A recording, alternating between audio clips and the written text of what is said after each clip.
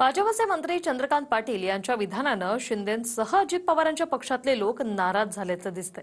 कारण महाराष्ट्रातल्या पक्षांची नावं घेताना राष्ट्रवादी आणि शिवसेना हे ठाकरे आणि पवारांचे पक्ष असल्याचं पाटील यांनी म्हटलंय। पाहूया।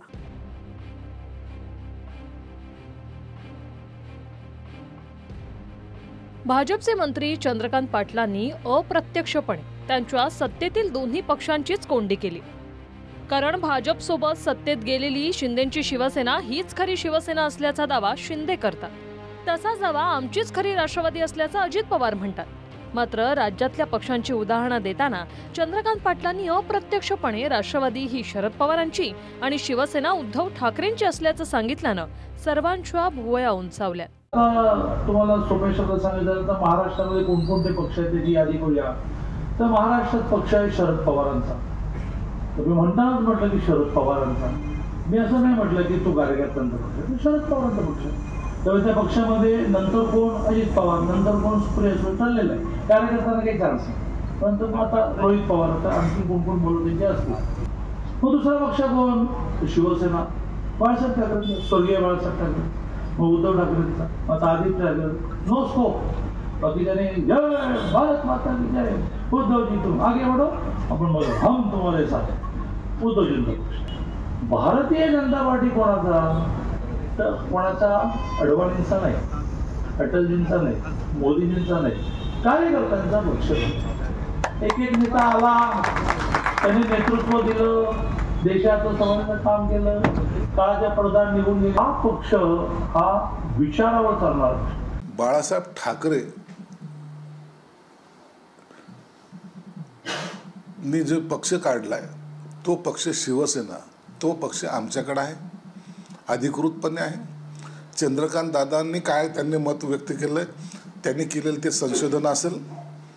त्यांना इतर पक्षामध्ये डोकवण्यापेक्षा चंद्रकांत दादांनी वस्तुस्थिती सुद्धा जाणून घ्यावी।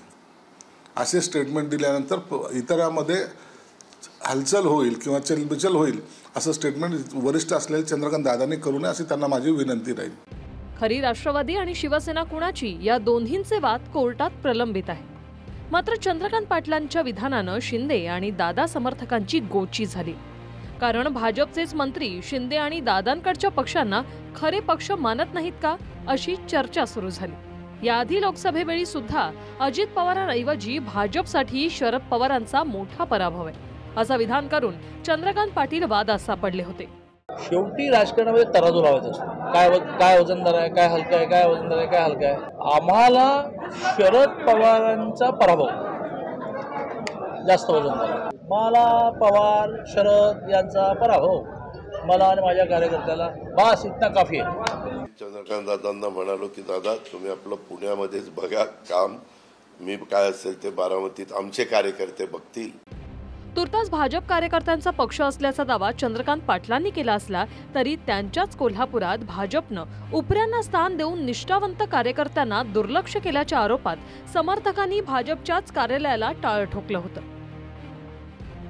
काल परवा सोलापूरमध्ये काँग्रेसच्या नेत्यांना घेऊ का म्हणून भाजप कार्यकर्त्यांनाच आंदोलन करावं लागलं। शंकर देवकुळे, TV9 मराठी, तासगाव, सांगली।